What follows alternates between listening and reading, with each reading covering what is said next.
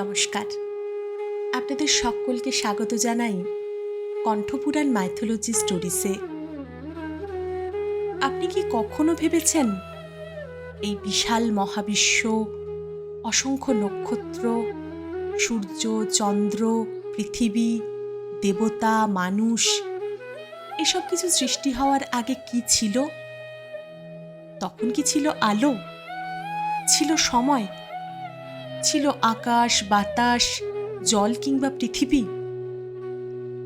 নাকি চারিদিকে ছিল শুধু এক গভীর অন্ধকার?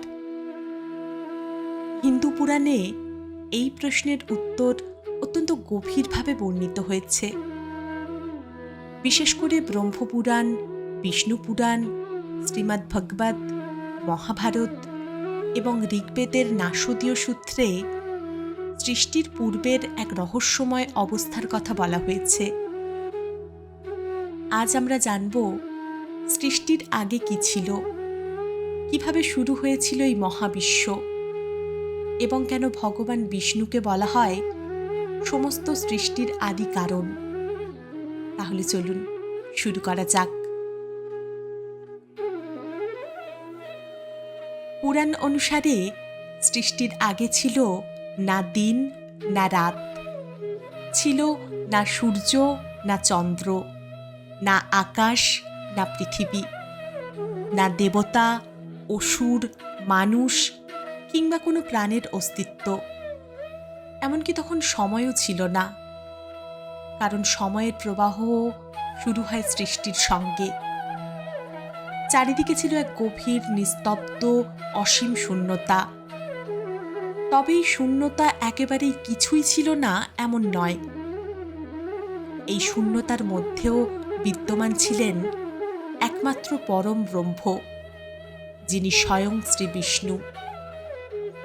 তিনি ছিলেন অনাদি, অনন্ত এবং অবিনশ্বর। তার না আছে জন্ম, না আছে মৃত্যু। তিনিই সমস্ত সৃষ্টির উৎস। পুরাণে বলা হয়েছে সেই সময় সর্বত্র বিরাজ করছিল এক অনন্ত মহাজলরাশি। এই জলকে বলা হয় কারণ সাগর বা কারণোদক। এটি পৃথিবীর কোনো সমুদ্র নয়, এটি সমগ্র সৃষ্টির পূর্বাবস্থা। এই কারণ সাগরের উপর অনন্তনাগ শেষনাগের শয্যায় যোগনিদ্রায় শায়িত ছিলেন ভগবান মহাবিষ্ণু।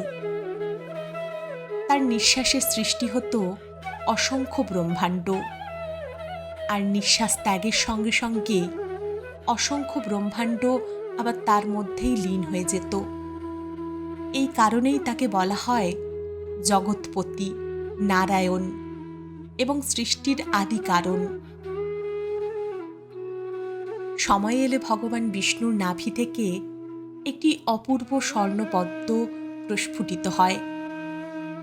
সেই পদ্মের উপর আবির্ভূত হন ব্রহ্মা। কিন্তু ব্রহ্মা তখন জানতেন না তিনি কে, কোথা থেকে এসেছেন, তার কাজ কি। চারিদিকে শুধু অসীম জলরাশি, কোনো দিক নেই, কোনো ভূমি নেই, শুধু নীরবতা।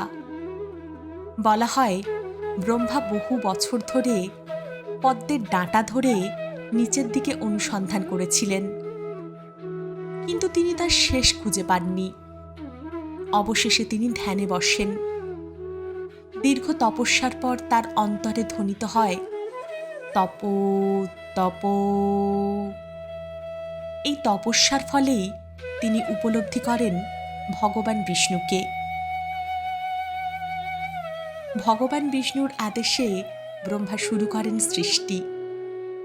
প্রথমে সৃষ্টি হয় মহাতত্ত্ব, তারপর অহংকার, এরপর পঞ্চ তন্মাত্রা এবং পঞ্চ মহাভূত, আকাশ, বায়ু, অগ্নি, জল এবং পৃথিবী। এরপর সৃষ্টি হয় সময়, দিক, গ্রহ, নক্ষত্র, পর্বত, নদী, বন, উদ্ভিদ, প্রাণী, দেবতা, ঋষি এবং অবশেষে মানুষ। এইভাবেই ধীরে ধীরে গড়ে ওঠে আজকের পরিচিত মহাবিশ্ব। আচ্ছা, সৃষ্টি কি একবারই হয়েছে? পুরাণ বলছে না, সৃষ্টি একবার হয়নি। সৃষ্টি এবং প্রলয় একটি চক্র।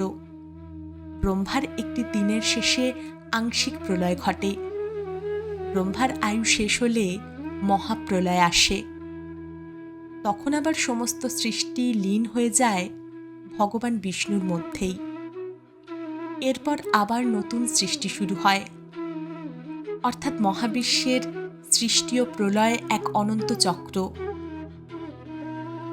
ঋগ্বেদের বিখ্যাত নাসদীয় সূত্রে বলা হয়েছে, সৃষ্টির আগে ছিল না অস্তিত্ব, ছিল না অনস্তিত্ব, ছিল না মৃত্যু, ছিল না অমরত্ব, ছিল না দিন না রাত। শুধু এক পরম সত্তা নিজের শক্তিতে বিরাজ করছিলেন। এই বর্ণনা মানব সভ্যতার অন্যতম প্রাচীন দার্শনিক চিন্তার নিদর্শন হিসেবে বিবেচিত হয়। এই কাহিনী আমাদের শেখায়, যা কিছু সৃষ্টি হয়েছে একদিন তা বিলীন হবেই, কিন্তু পরম সত্য কখনো ধ্বংস হয় না। পুরাণ আমাদের মনে করিয়ে দেয়, আমরা সবাই সেই এক পরম শক্তির অংশ। অহংকার নয়, ভক্তি, সৎকর্ম এবং ঈশ্বরের স্মরণই জীবনের প্রকৃত পথ। তাহলে আজ আমরা জানলাম, সৃষ্টির আগে ছিল না আকাশ, না পৃথিবী, না সময়।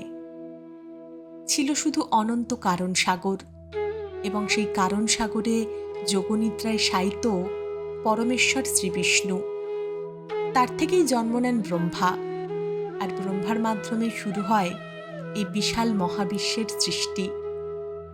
পুরাণের এই বর্ণনা শুধু একটি গল্প নয়, এটি ভারতীয় আধ্যাত্মিক দর্শনের এক গভীর প্রতীকী ব্যাখ্যা, যেখানে সৃষ্টি, স্থিতি এবং প্রলয়কে এক অনন্ত চক্র হিসেবে দেখা হয়েছে।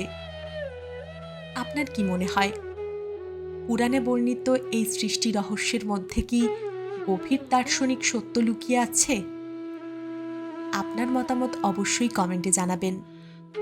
ভিডিওটি ভালো লাগলে একটি লাইক করুন, পরিবার ও বন্ধুদের সঙ্গে শেয়ার করুন, এবং কণ্ঠপুরাণ মাইথোলজি স্টোরিজ চ্যানেলটি সাবস্ক্রাইব করে পাশে থাকা বেল আইকনটি চাপতে ভুলবেন না।